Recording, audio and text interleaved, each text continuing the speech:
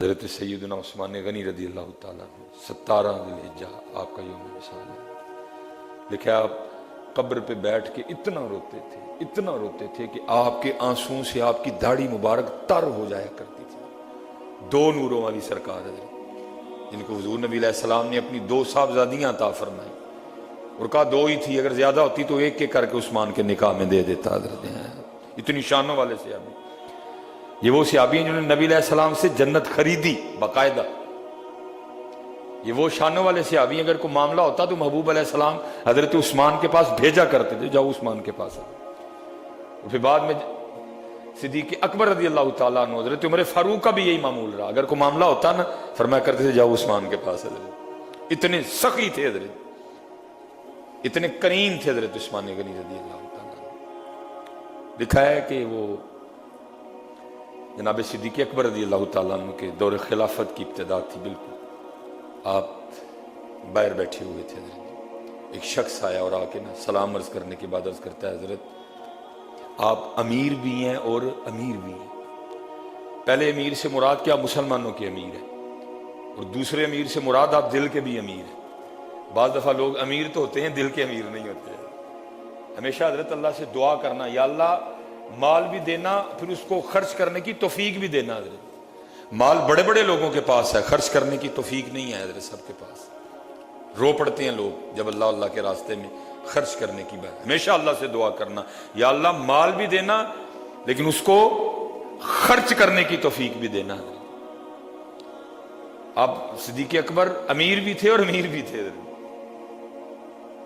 میں وہ شخص عرض کرتا ہے حضور میں کوئی عادی مانگنے والا نہیں، ایک تاجر ہوں، شام سے تعلق ہے، بس کچھ حالات اس طرح کے بنے کہ پاس ہی کچھ نہیں رہا، میں نے کسی کے پاس جانا مناسب نہیں سمجھا، آپ کی بارگاہ میں حاضر ہوا ہوں، مجھے خالی نہ لوٹائیے گا۔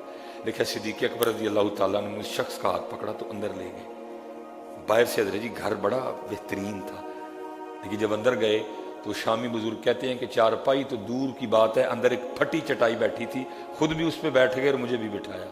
میرے گھر میں تو خود بیٹھنے کے لیے چارپائی بھی نہیں ہے کوئی ہے۔ حضرت جی یہ تھی ریاست مدینہ۔ کہا اس طرح کر تو عثمان کے پاس چلا جا۔ وہ شامی کہتے ہیں جب میں اٹھا نا تو میں نے جناب صدیق اکبر رضی اللہ تعالیٰ عنہ کی بارگاہ میں عرض کی کہ وہاں جا کے بتاؤں کہ مجھے حضرت ابو بکر نے بھیجا ہے؟ آپ نے فرمایا تجھے کہنے کی نوبت ہی نہیں آئے گی، چلا جا۔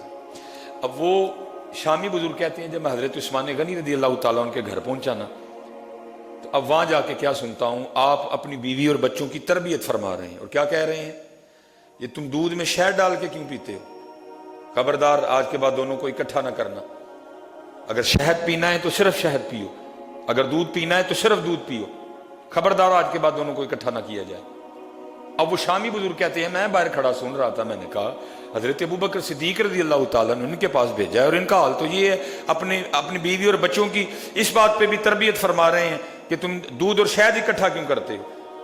اگر دودھ پینا ہے تو اکٹھا علیحدہ پیو، تنہا پیو، شہد نہ ڈالو، اور اگر شہد پینا ہے تو دودھ نہ ساتھ ملاؤ، اکیلے پیو، مجھے کیا دیں گے؟ وہ شامی بزرگ کہتے ہیں میں واپس چل پڑا۔ اتنی دیر میں حضرت عثمان غنی رضی اللہ تعالیٰ عنہ اپنے کاشان مبارک سے باہر تشریف لائے، فراست والے لوگ تھے نا، مجھے بلا کے کہا بھائی اگر آیا تو بغیر ملے جا رہا ہے؟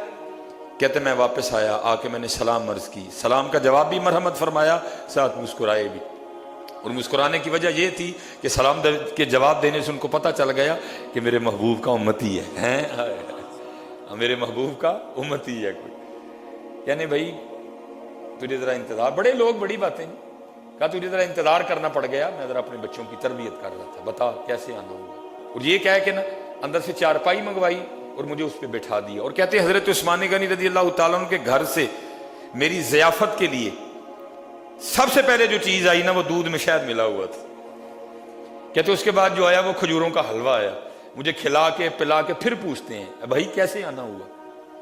کہتے میں نے عرض کی حضور میں ایک تاجر ہوں، کچھ معاملات اس طرح کے بن گئے کہ مجھ پہ بڑا قرض آ گیا، میں جناب صدیق اکبر کی بارگاہ میں حاضر ہوا، انہوں نے آپ کی طرف بھیجا، جب میں آیا نا تو آپ اپنے بیوی بچوں کی تربیت فرما رہے تھے کہ تم دودھ میں شہد ملا کے کیوں پیتے ہو، اگر دودھ پینا تو تنہا پیو، شہد پینا تو تنہا پیو، تو میں تو یہ سن کے واپس جا رہا تھا کہ جو بندہ صرف اپنے بچوں کو اس بات پہ ڈانٹ رہا ہے کہ دو چیزیں جمع کیوں کرتے ہو تو مجھے کیا دے گا؟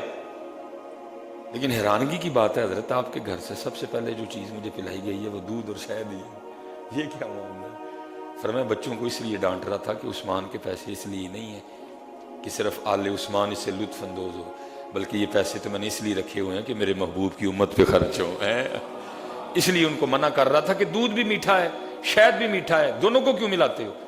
اگر دودھ پینا تو تنہا پیو، شہد پینا تو تنہا پیو۔ عثمان کے پیسے اس لیے نہیں ہیں کہ صرف عثمان کی اولاد اس سے لطف اندوز ہو، بلکہ یہ پیسے تو اس لیے ہیں میرے اللہ کی مخلوق پہ خرچ ہوں، میرے محبوب کی امت پہ خرچ ہوں حضرت، اس لیے ان کو کہہ رہا تھا۔ اور تجھے دودھ اور شہد اس لیے پیا کیونکہ تو مہمان بھی ہے، تو میرے محبوب کا امتی بھی ہے۔ اچھا کہتے میں نے اب اپنا معاملہ آگے بتایا بھی نہیں، فرمانے لگے وہ 2 اونٹ میں نے تیرے لیے تیار کی ہیں، سامان بھی ہے، پیسے بھی رکھوا دیے ہیں، ساتھ تیرے اور تیرے بچوں کے کپڑے بھی ہیں، جا لیتا جا۔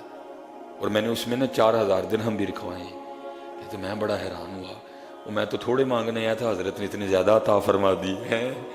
اچھا کہتے میں جب نکلنے لگا نا تو پھر دل میں خیال آیا کہ مال تو میرا ہے، لیکن جو اونٹ ہیں اب ان کے بارے میں نہیں پتا کہ ان کا کیا کرنا ہے۔ کہتے میں پھر واپس آیا، میں نے اس کی حضور مال تو میرا ہے، تو ان اونٹوں کا کیا کرنا ہے، واپس کرنے آنے؟ تو مسکرا کے فرمانے لگے اونٹ بھی تیرے ہی ہے، اونٹ بھی تیرے ہی ہے۔ کہتے میں نے شکریہ ادا کیا، تو آگے سے مسکرا کے فرمانے لگے میرا شکریہ نہ ادا کر، شکریہ ادا کرنا تو جا کے ابو بکر کا ادا کر ہے۔ یار اگر مال دیا نا اللہ نے تو اس کو خرچ بھی کرنا اللہ کی مخلوق پہ، نبی علیہ السلام کی امت پہ، کیونکہ مال بڑے بڑے لوگوں کے پاس ہے، خرچ کی توفیق نہیں ہے، اللہ سے توفیق مانگنا۔ اور میں تو اکثر کہا کرتا ہوں امیرو، وہ تمہارے لیے تو یاری بڑی سوکھی ہے، ہم غریبوں کے لیے تو بڑی اوکھی ہے۔